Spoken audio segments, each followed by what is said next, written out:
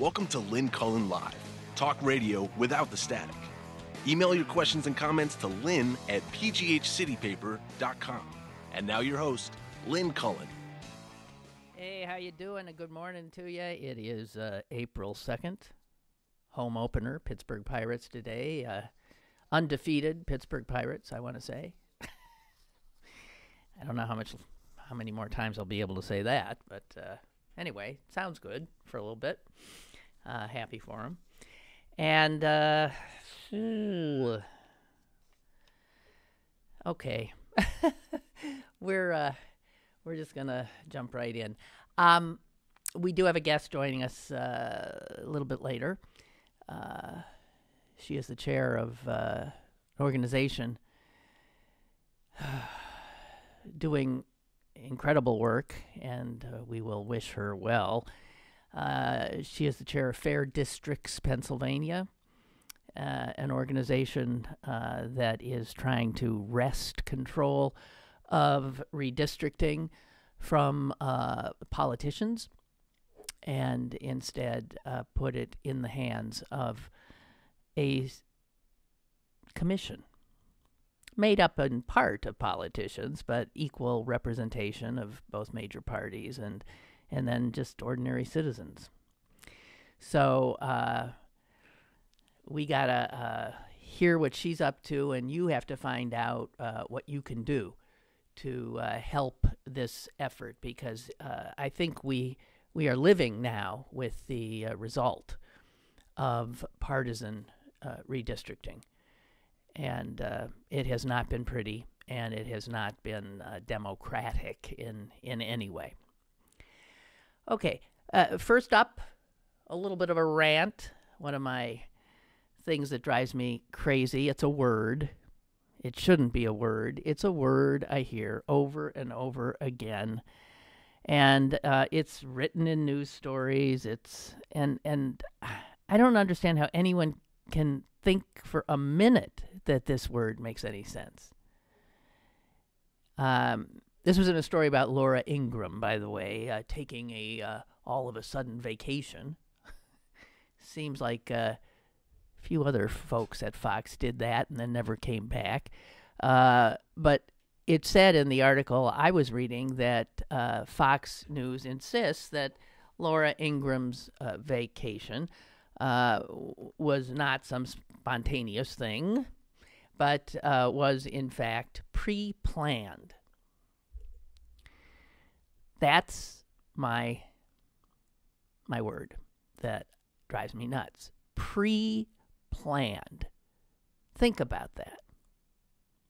What does the word planned mean? If something is planned, it means that action was taken in advance of whatever is being planned, right? In other words, whatever is being planned. The whole idea, the concept of plan, making a plan, is, of course, that it comes before. So pre-planned? What the hell does that mean?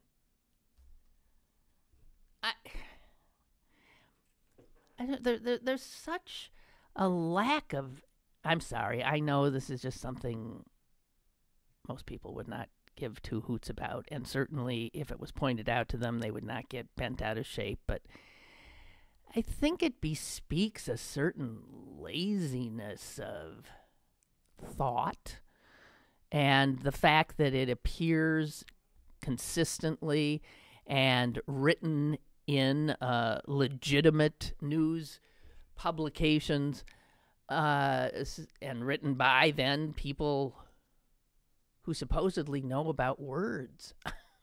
I mean, if you're a journalist, I think you traffic in them. And so you should have some not only understanding of words, but allow me to say a reverence. Yes, a reverence for words. Pre-planned is BS. It makes no sense. I don't understand. You have a perfectly good word, plan. No reason to make it bigger. It doesn't change anything except suggest that whoever is using it is an idiot. Okay? There, I've had my say.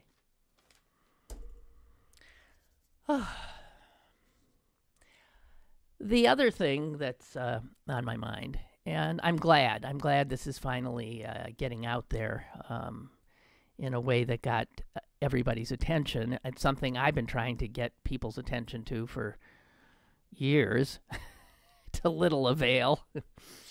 And that is the threat posed by Sinclair Broadcasting.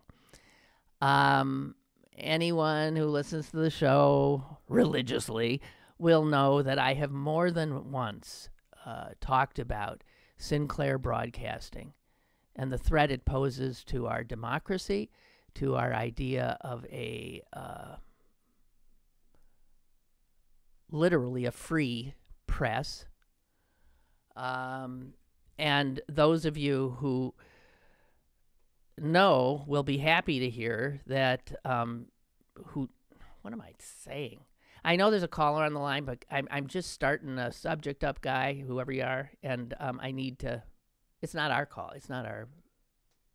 No. Okay. So I'm sorry. I'm not gonna take you until I get this out of my system here. Sinclair Broadcasting is the largest growing corporation in ownership of local television stations.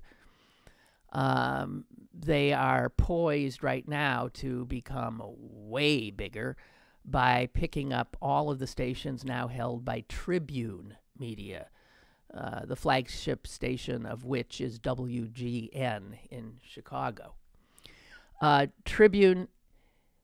Sinclair poses as a owner of television stations, but what it really is a political propaganda outfit. And over the weekend, I believe, someone, and I wish I could give him a hug, someone did some serious work and put together about a 2-minute bit collecting video from Sinclair television stations around the country. The video shows all of these local anchors, all of them looking like those trustworthy folks that people, tune to for their news.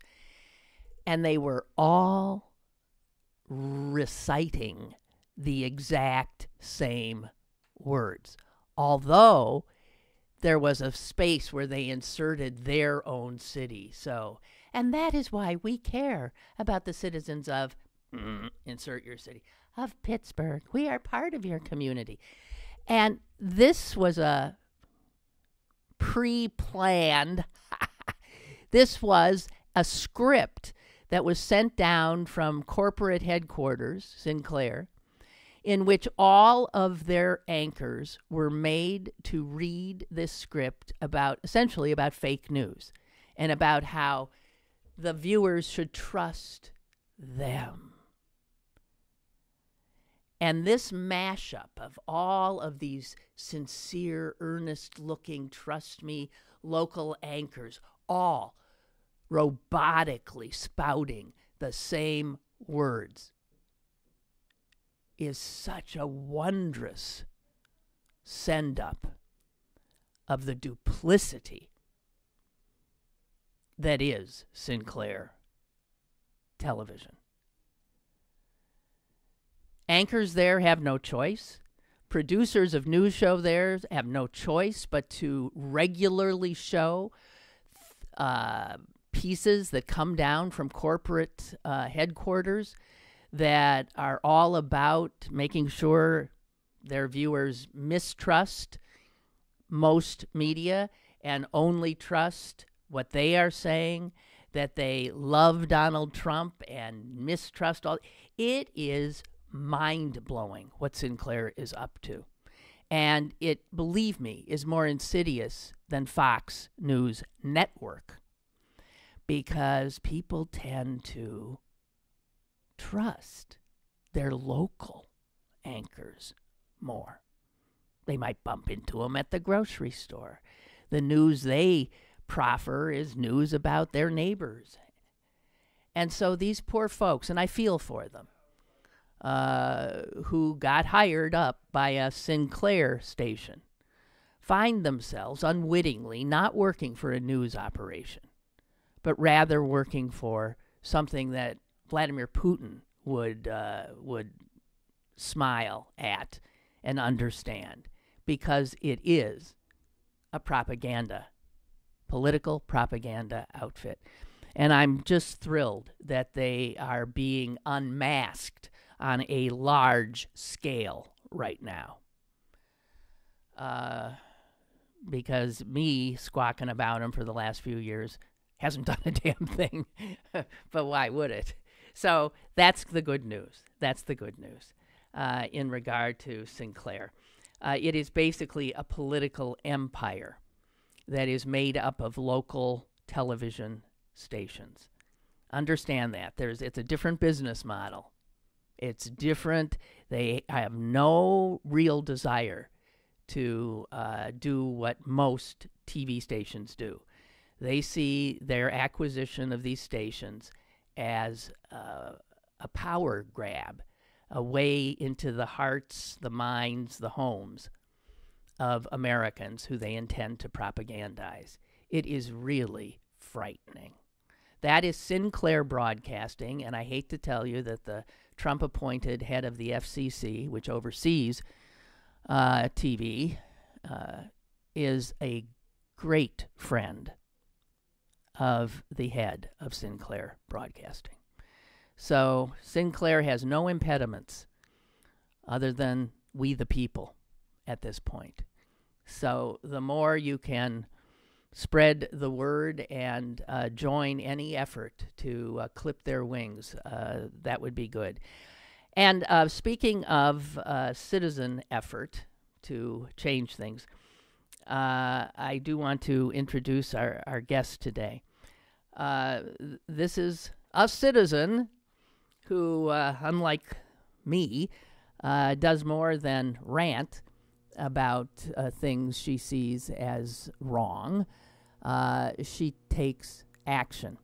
And Carol Cunningham, rather than me blathering on about what she's up to, I'm just going to invite her in. She is the chair of Fair Districts, Pennsylvania. Carol, hi. Hi. Thank you so much for Thanks joining for having me. Thank you.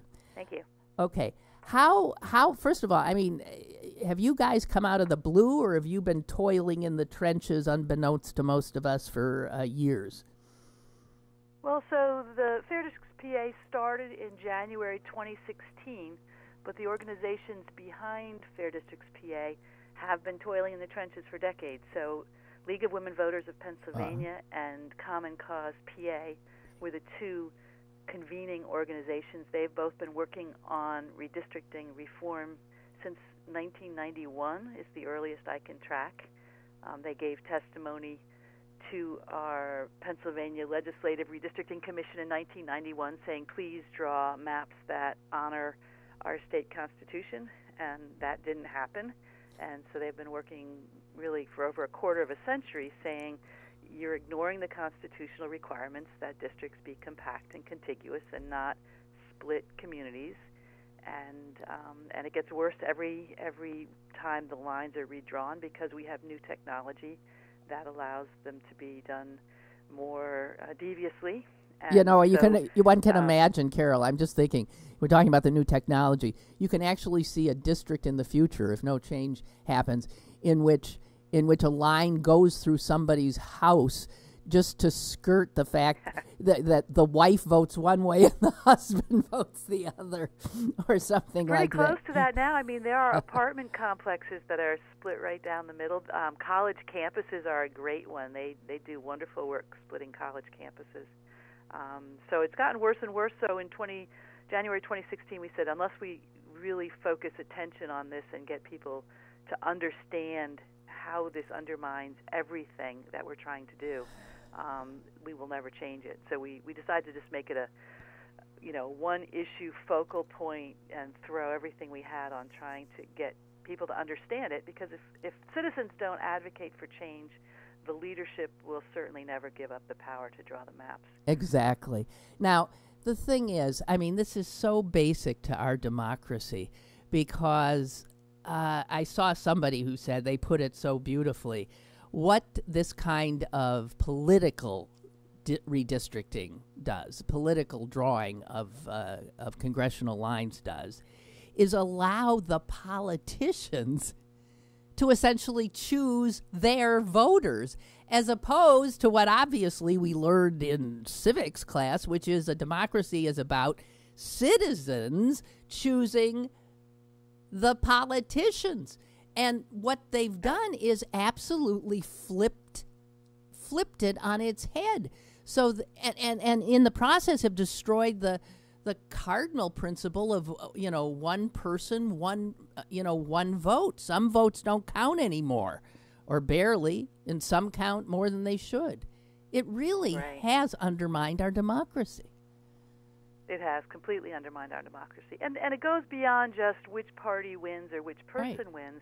If you look at our state legislative redistricting process, there's really 5 people who draw the map for our state Senate and state House. So those 5 people become very powerful, and they can draw it to keep their friends in office, and they can draw it to X off, is how they describe it, X off the people who work for reform. So if you look at there were only 3 seats that changed in our last legislative redistricting, and those all were people who were strong advocates for reform. So both parties are happy to say, oh, let's just step back and let them disappear, and keep in place those who do as they're told, those who vote the way we want them to. And that puts a great deal of power in very few hands. So it's not even just that all of our legislators have a say. Many of them don't have a say in this, and many of them would love to see it change. It's really a handful of people in power who control the agenda completely by controlling the way the maps are drawn. Let's get to the constitutional basis for all this. First, the U.S. Constitution. Where does it come in this? Well, the U.S. Constitution gives the one person, one vote requirement, and also that we have equal voice, equal protections under the law. The U.S. Constitution, though, gives the right to draw maps to the states, and that's why the U.S. courts have been a little reluctant to intervene on partisan redistricting. To date, they have never intervened on a partisan redistricting question. The last time before this last round was in 2006, Vieth versus Jubileer here in Pennsylvania, where there was an appeal that went to the Supreme Court. The court was divided. 4 said it's not an issue, we're not looking at it. 4 said it's a huge problem, we need to do something. And then Justice Kennedy was the swing vote, and he said, gerrymandering is a problem, we don't have a way to measure it. And until we have a way to measure it, we can't address it in the courts. So this last round of cases, there's a case in Wisconsin, Gill v. Whitford, basically introduced a way to measure gerrymandering. And they introduced something called the efficiency gap. And according to the efficiency gap, Pennsylvania's district maps, our congressional district maps, were the worst, far worse than the case in Wisconsin.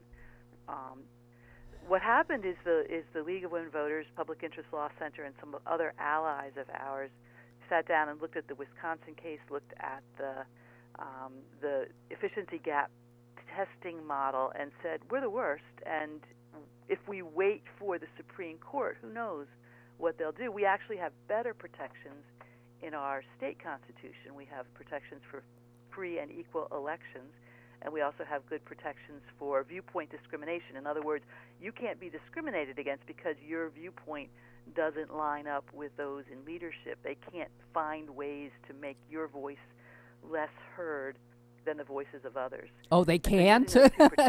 But they have been doing exactly that. Oh, they have been doing that very much, right. Absolutely. So the lawsuit that was brought, the Public Interest Law Center League that lawsuit addressed those two issues, the free and equal elections and viewpoint discrimination, and was successful, Right. which is why we now have a new map in place for our next congressional races.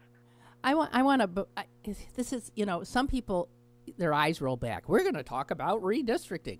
It is so essential. This is where it. I mean, if we don't fix this, there ain't no fixing much of anything. Exactly. One of the things that I don't think people, we now talk about how we are such a polarized country. Democrats have gone off to this end and the Republicans have gone off to that. One of the things driving it is the gerrymandering of districts so that a district is just known to be, let's say, a Republican district. So the general election is meaningless. The Republican's going to win. So the election that's important is the primary election.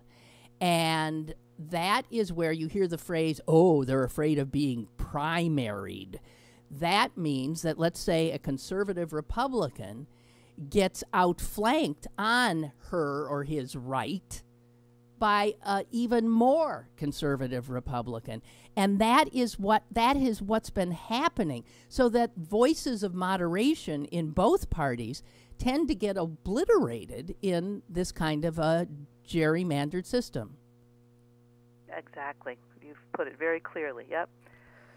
And so that people think, oh well, this is just about. It's a wonky topic. It's hard to get your head around. But once you look at it, you realize this is driving partisanship. It's driving divisiveness. But it's also driving policies that are completely unresponsive to people. So, for instance, you could say there's 95% of Pennsylvanians, and this is the last poll that adamantly support universal background checks without loopholes. 95%. 95%. 95%. And yet when you try to take that up in the legislature, it's just ignored. And they'll say, "Oh, we've got background checks in place." They do, but there's loopholes which have not been addressed.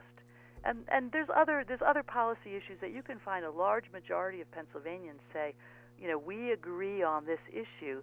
And then when that issue comes into play in the legislature, it's shut down by a handful of voices who control, especially in the House. The House has become pretty hijacked by very partisan leadership, which just shuts down things that have been agreed to by others in the legislature and others in leadership. So, for instance, the last budget round, the governor and the Senate had worked through a reasonable compromise that included a shale gas tax.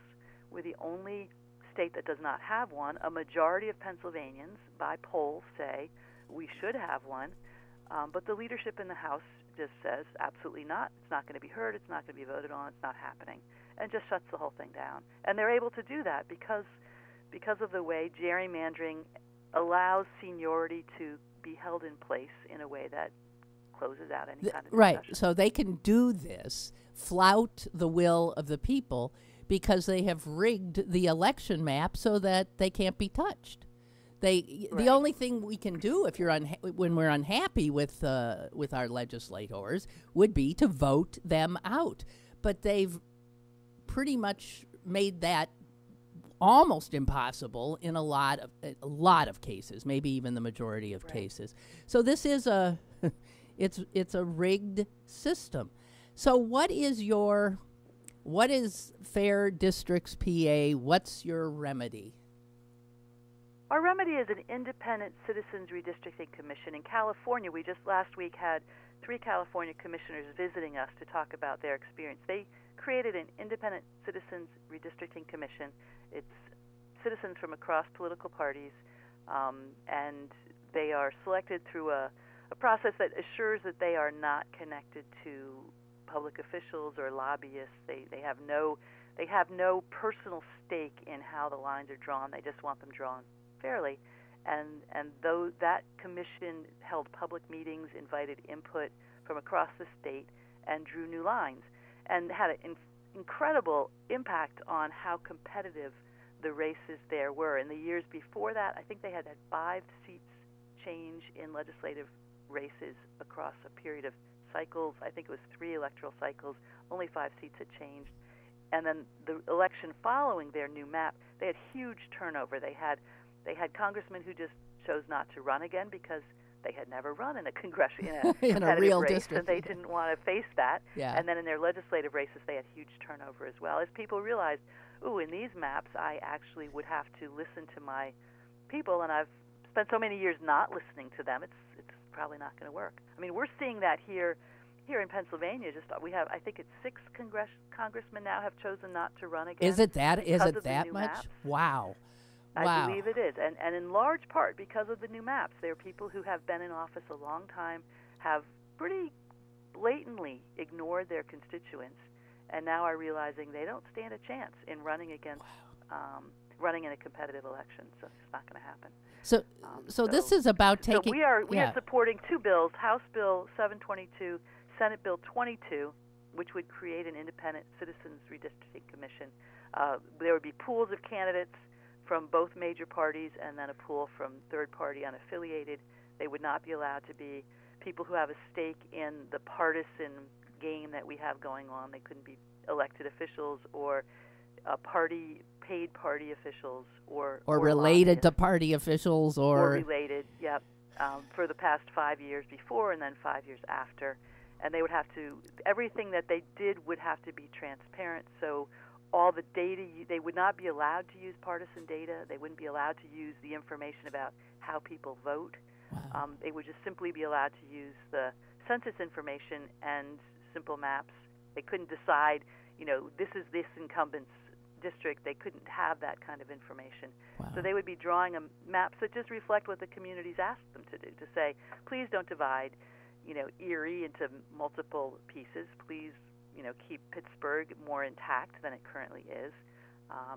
Communities would be able to offer input, and then they'd have to respect the Constitution, which would be to have districts that are compact, contiguous, and the least division possible of counties and communities, municipalities. Right now, our counties and municipalities are shredded. They're just sliced up into little bits to control and to predict the way that the elections are done. That would not be allowed. I mean, who can comfortably stand opposed to what this is? I mean, this is. I got a name. I got a name because he is the bugaboo in so many instances of things not moving along, and he's from around these parts. Well, in the Senate, we actually had a hearing last week that went very well. We were quite pleased. We're hopeful that the Senate is going to move forward on this. But the House, Daryl Metcalf. Daryl Metcalf and Mike Turzai. Yeah. Daryl Metcalf has said his committee, the bill that we support, House Bill 722, is in this House State Government Committee. Daryl Metcalf is the chair.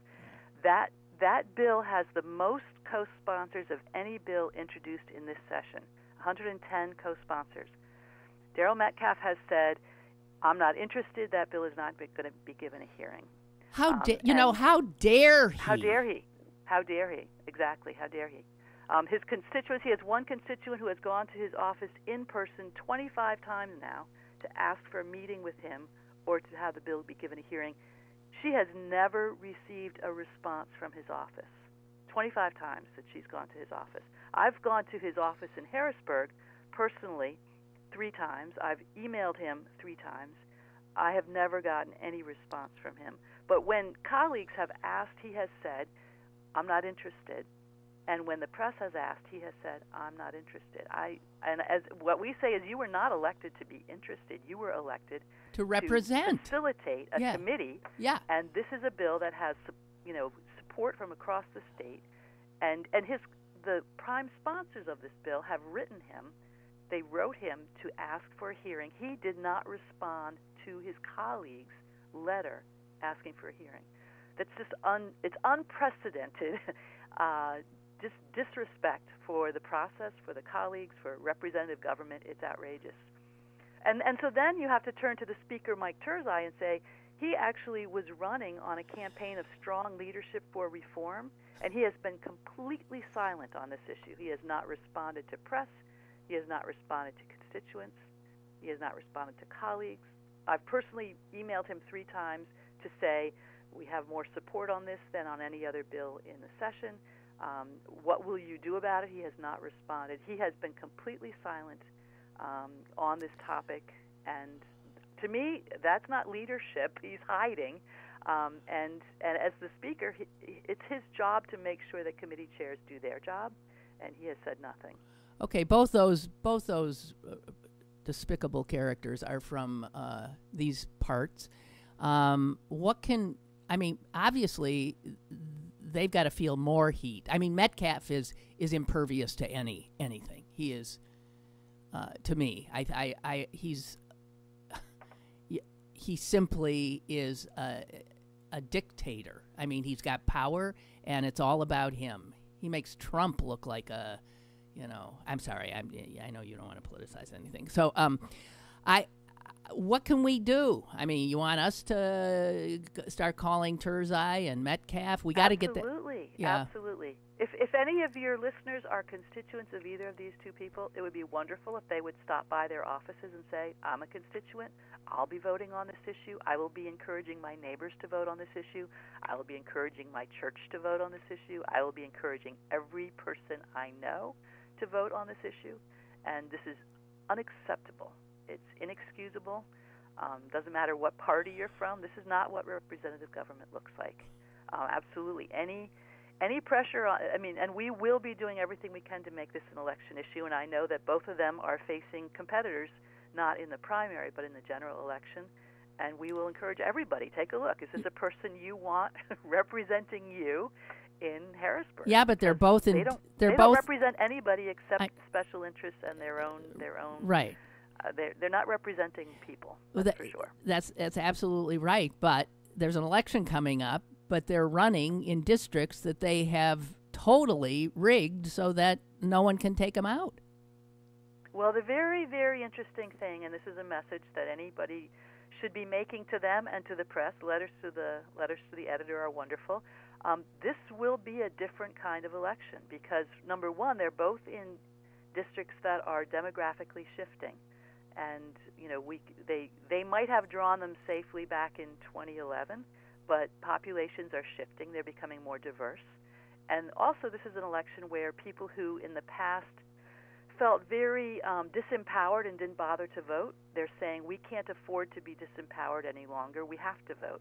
And so I know in my own county, Chester County, we had 4 countywide offices that had been Republican for 200 years. Huh. And those 4 offices went to Democratic women. Wow. In the fall election last year for the Democrats for the first time since 1791. So that's a huge turnover. And to women, all 4 went to women. There's a huge shift going on, and there are lots of women across the state saying, I haven't paid much attention. I was not really interested. I felt completely, disempowered and didn't bother to pay attention. And now people are saying, we can't afford to do that. We have to vote. We have to pay attention. We have to know who these people are, what they stand for.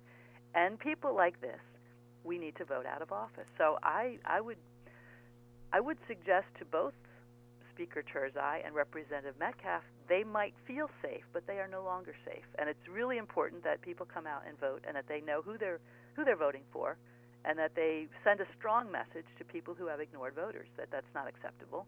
And we will return to a responsive government. It might take a while.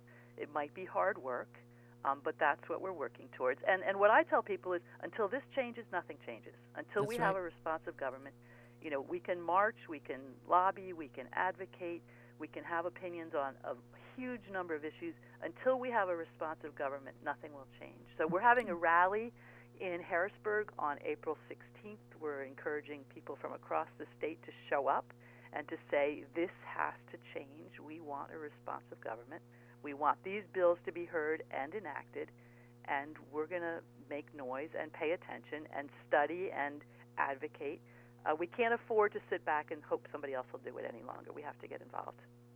Well, I'm thinking, we had a thing here Mondays with Murphy where his constituents, this is the former congressman who then begot Connor Lamb after he resigned.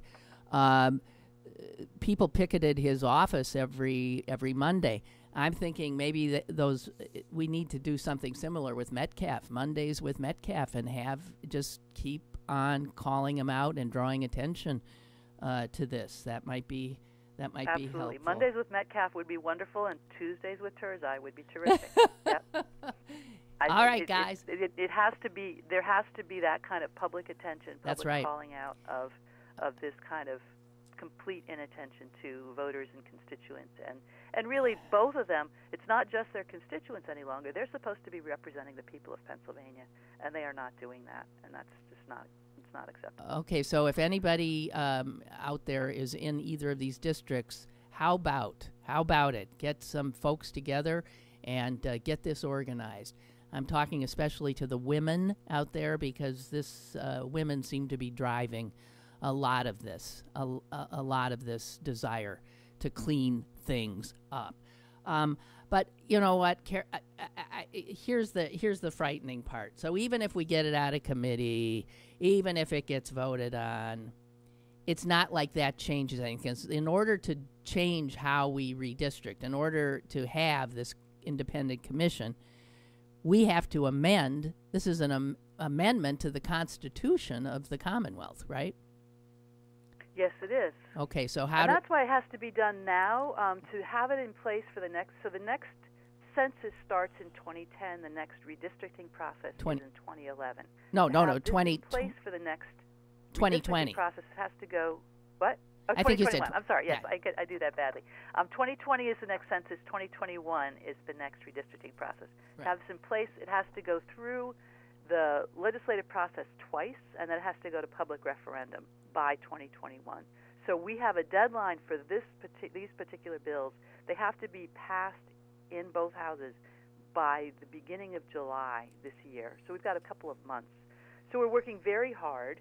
We've got a couple of months to call attention to it, to get them moved, and to make clear to the leadership in both houses, this will be an election issue in the fall, and these need to move very, very quickly. Now, I have to say, if that doesn't happen, all is not lost. We have some other bills that we're looking at to push forward, and we would continue on this amendment so that it would be in place in the future. But the last redistricting was very bad for both congressional districts and state legislative districts. We can't afford to have that happen again.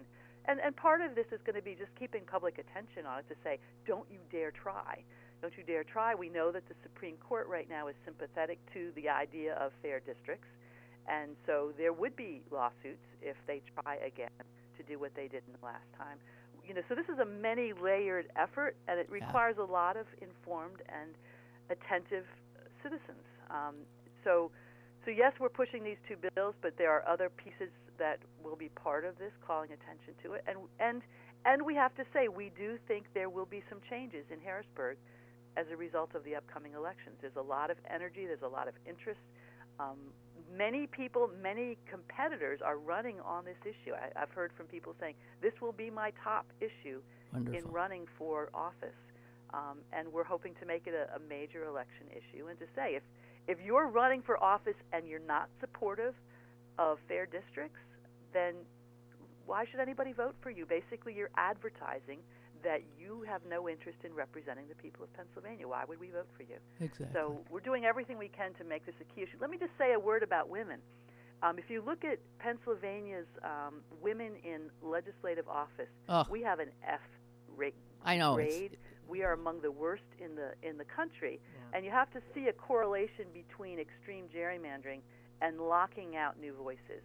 If the lines are drawn by an old guys club, which it is, behind closed doors, for their friends, for people like them, for people who are their buddies, that's going to lock out any attempt to include people of diversity or women. And that's what we see. The lines are drawn to keep the old guys, and not old, some of them are not that old, but to keep the same club in place. Right. And if you want to open it up to new voices, to new perspectives, and to women, you've got to have the districts drawn fairly in a way that allows real competition.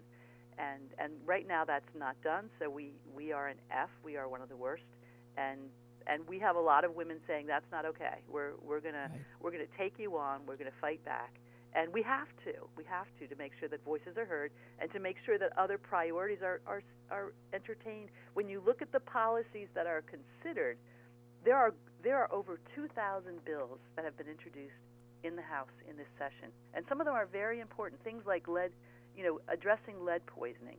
Those bills don't get heard. They don't get voted on. The bills that get heard and voted on are things like things that are harmful and restrictive to the people of Pennsylvania. Our leadership pulls forward the bills that they like that have nothing to do with what's best for us. No. And that has to change. It's because they do whatever the lobbyists want them to do, and our voice is absolutely disregarded. It has to stop, and the only way it stops is if we take action. Clearly, Daryl Metcalf has to go, and Mike Turzai with him. They have to feel the pressure, and that's something that we can do. Also, can we join your organization? What else can we do? Absolutely. So we have a website, fairdistrictspa.com. Take a look. We have a page that has maps. So zoom in and look at your maps and see what's going on. You can see how communities have been chopped into bits to predict the outcome of elections. We also are having, as I said, a rally on the 16th.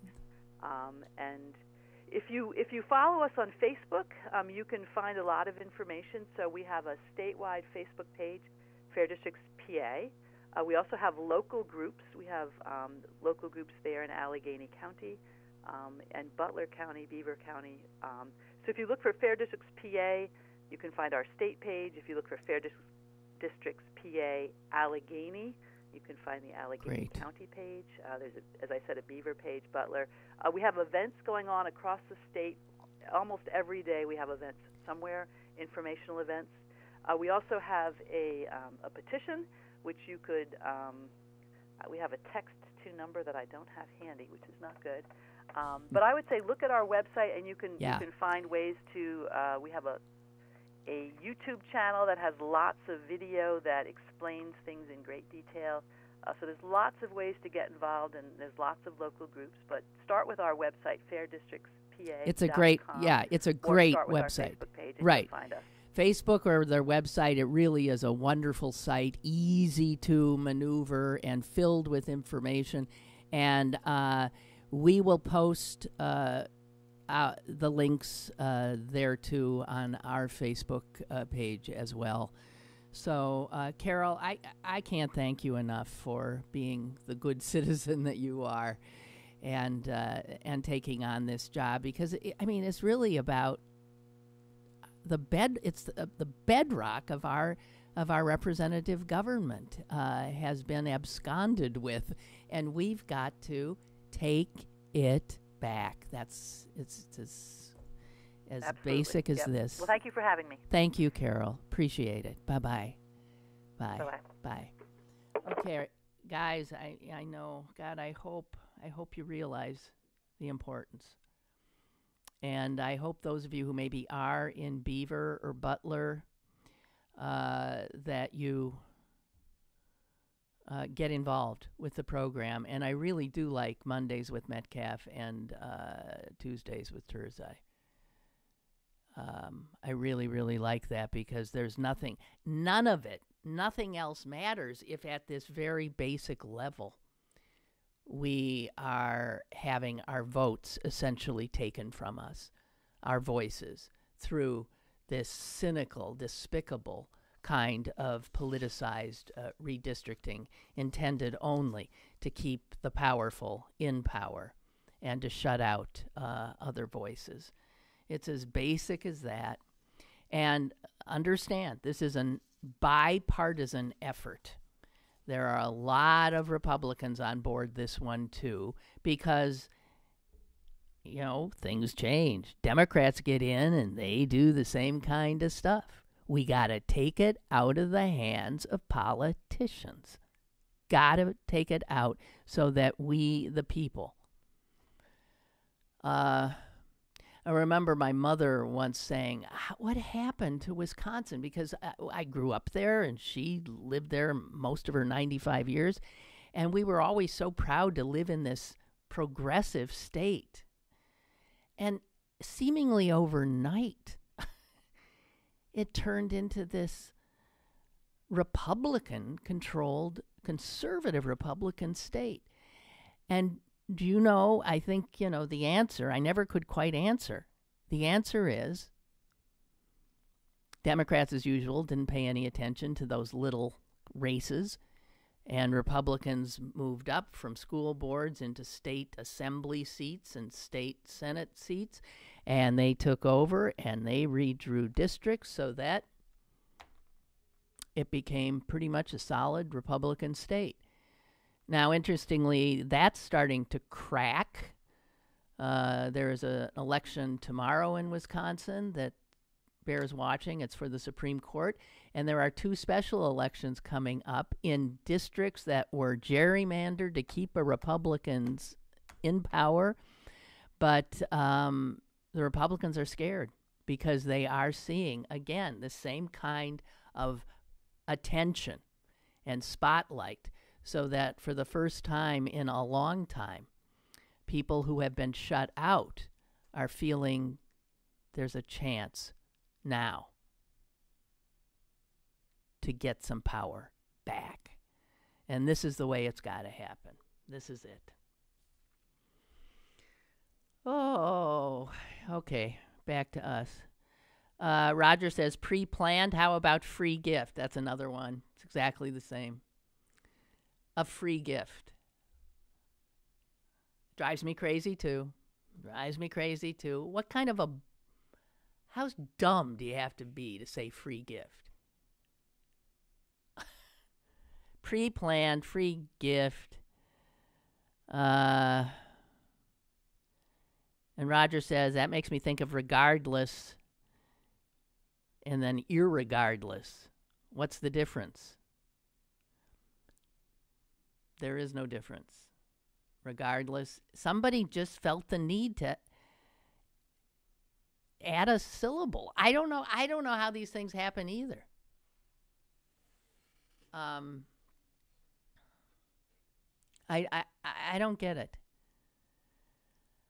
Oh, and Roger also says in regard to Sinclair Broadcasting, on my way to Breezewood this weekend, Christian radio stations dominate the airwaves in rural areas.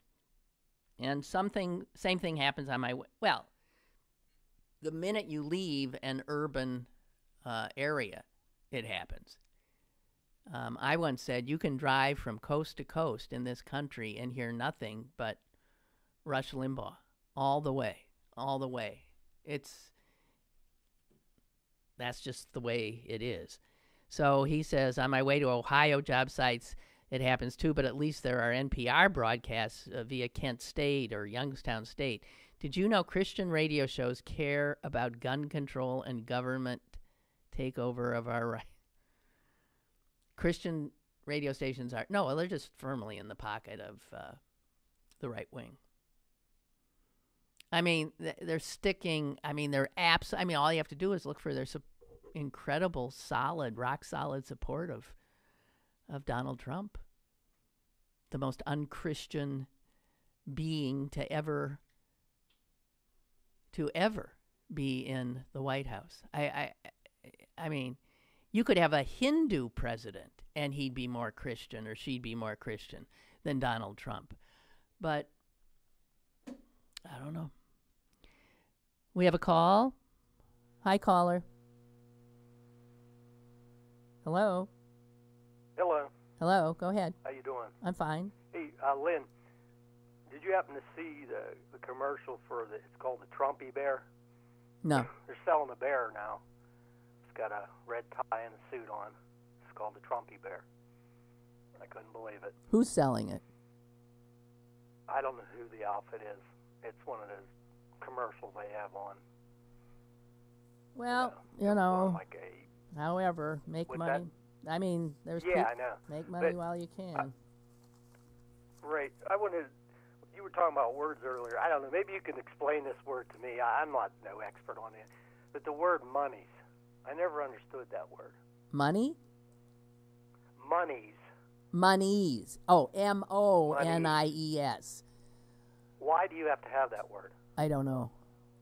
Can monies? I hear I don't know. Accountants use it. Yeah. Lawyers sometimes do. Maybe. I always thought, why don't you just say money? Well, maybe money suggests, a dollar bill and change and stuff like that. And monies, MONIES, maybe suggests all manner of holding value, like, your stock certificates and I don't know. That might and be it, and yeah. notes, but I don't know. I'm throwing out a guess there. I don't know. I really don't. Okay, thank That's you. all I got. Okay, that's Okay, fine. we'll see. Bye. Thank you. Bye. Yep. Okay. I just want to. I had one more thing I wanted to say about Sinclair Broadcasting. They've been up to this kind of crap for a long time, but they never had the reach that they have now. As I said, they've been scarfing up stations in almost every market. They are huge in rural and smaller town markets, but they're absolutely getting into urban markets. Like taking it on WGN in Chicago would just be huge. So Sinclair has owned stations for a long time, and I want to bring you back to a presidential election, John Kerry versus George W. Bush, the year 2004. And you may recall this, but there was a documentary that came out called Stolen Honor. And it was be nice to go back and see who funded that one. But Stolen Honor was the one that pushed the idea that John Kerry was not a Vietnam War hero, that he was, in fact, almost akin to a traitor. It was so unbelievably devoid of reality and facts, but it was a documentary. And a week or two before the presidential election, Sinclair Broadcasting, and understand, they buy stations that might be affiliates of ABC or NBC or CBS or Fox. So they're not, their stations are all over the map in terms of what network affiliation they have. And Sinclair, a few weeks before the election, mandated that all of its stations run the documentary, the anti-Kerry documentary, Stolen Honor, in prime time. In other words, ordered them to knock off some network primetime program and stick up this documentary. Now, the fact that they would do that, first of all, it would enrage a lot of their viewers who might want to have watched the program they knocked off. It would enrage their viewers, and it would cost them money. A lobbyist named Charlie Gruro owned the company that made the film. It was a hatchet job, and it was, you may recall, I vaguely recall, the stir it caused. But anybody who watched a Sinclair station when it was forced onto their stations all over the country, would have seen that. TV stations, owners, don't like upsetting their viewers. That's one of the reasons that Sinclair is different than any other owner. They don't care because that's not who they're serving. They care only about being the political propaganda machine that they are. They feel the head of Sinclair sees these acquisitions and the fact that it gets him into the living rooms of, I believe now, a majority of Americans in terms of the markets they're in, or getting close. And he sees that as a political thing. It's not a business thing. It's political. And there was a really good article written about this back in 2004. Maybe I'll try to find that, and maybe I can post that for you too, because it'll blow your mind. Because Sinclair doesn't care about enraging some of their viewers. They care about propagandizing. When, during the Iraq War, the initial days, stages, months, years, Nightline with Ted Koppel was still on the air. And Ted Koppel started doing something that I was doing as well, which was reading the names. At the end of his show, he would read the names of not read them, or maybe they scrolled the names of our soldiers who had been killed. And I can't remember what it was called. It was something like honor roll or something. But they would scroll them. Sinclair's stations that were ABC stations that carried Nightline. If you watched Nightline on a Sinclair station, you never saw the end of Nightline then, because they pulled it off. They refused to allow this honor roll of those killed in the Iraq War, because they saw it as a way to turn the public against the war. And so they wouldn't allow it. This is not a normal owner. This is not a normal owner. So I just want to say, and at the time, people looked into it. There was not any other station anywhere in the country that did the same thing. But any Sinclair station that was affiliated with ABC, they did it because corporate told them to. So remember this, Sinclair, which is buying up stations even as we speak, is basically a political empire that is made up of local television stations. That is how you should view them. And that is why this thing that's all over social media now, that some wonderful person put together, is the first attempt on a big scale to alert people of what Sinclair is really about. It's not American, what it's about. It has nothing to do with a free press. It has everything to. It's the kind of thing that, you would see truly in Russia. Remember that Russians in the Soviet Union, the major newspaper was called Pravda, which means truth, when it was often anything but. That's sort of like Fox News. We report, you decide, or fair and balanced. That we are getting into territory here that is out of place in a representative democracy, and out of place on the supposedly public airwaves that are supposedly, patrolled by the Federal Communications Commission. Unfortunately, under the Republicans, the FCC is doing the bidding of Sinclair Broadcasting. Laura writes about that bear. The bear the caller called about on the online 2 easy payments of $19.95. And it's a bear that looks like Trump, or is for Trump. What is it? From Exceptional Products. And Laura just adds, good Lord, it is ugly.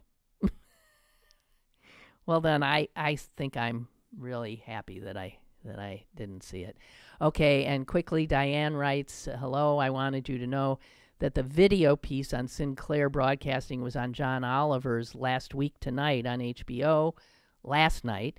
It was well done, and as usual, Oliver brought it down a notch. It was great to watch, but scary too. Yeah, it is scary. It is truly scary. And I think CNN had it on as well. So whoever put that together has done a wonderful, wonderful thing. And somebody else should have done it long ago. This has been going on for a long time. A long, long time. God help us. Okay, tomorrow, see ya on Tuesday. My sister will not be joining us. She is indisposed. She has other things to do. And so it'll be just you and me tomorrow, and I'll look forward to it. See ya.